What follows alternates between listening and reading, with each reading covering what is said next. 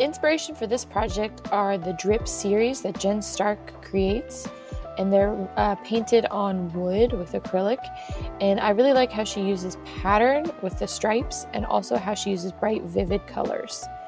So for the name drip art, the supplies you'll need is a pencil, a paper, a Sharpie, and something to color with. The first step is I'm going to sketch out my name very simply and very lightly, and I kind of space out my letters a little bit.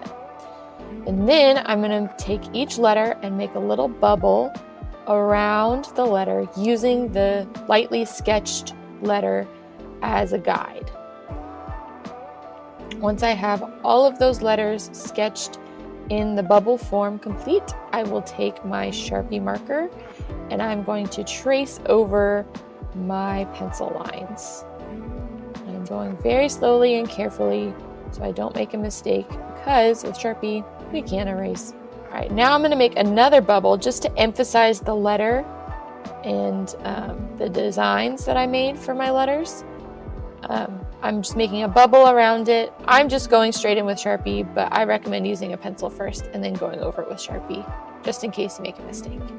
Now I'm ready for the drips.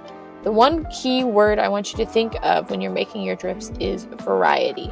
A variety of lengths of your drip, a variety of shapes with your drips, and just play around with the drips. If you make a mistake, you're using pencil, so you can always erase. So I did my first drip at the top. Next, I'm doing a drip on the left side, and then I'm going to do another set of drips on the right side. And I'm trying to make them all look a little different. I want a variety of drips. Then I'm going to go and make my first set of stripes, and I'm just going to follow along those curves that I drew first. I saw that I had some empty space, so I added some more drips at the bottom.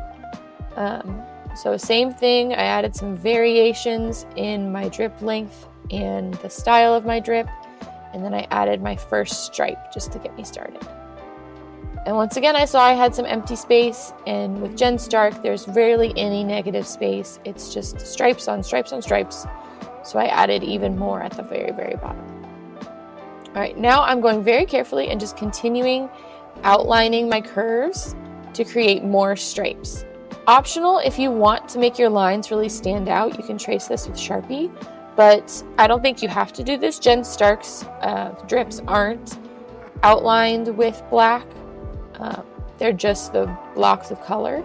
And then I'm taking my eraser and just cleaning up any pencil lines that are still showing through, especially my pencil inside of my bubble letters.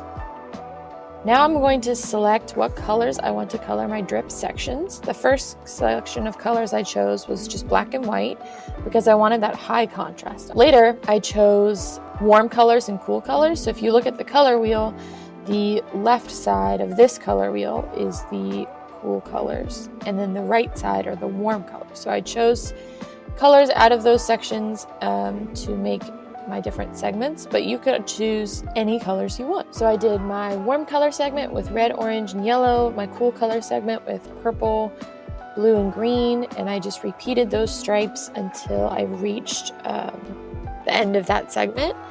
Then I repeated and then I did black and white again.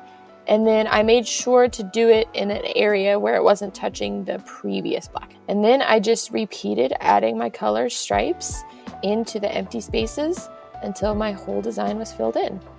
Lastly, I colored in my bubble around my name with a gray, just to give it a little bit of a color that I hadn't used yet, and also to emphasize the bright white of my letters. And that's it. I can't wait to see what name drip art you create.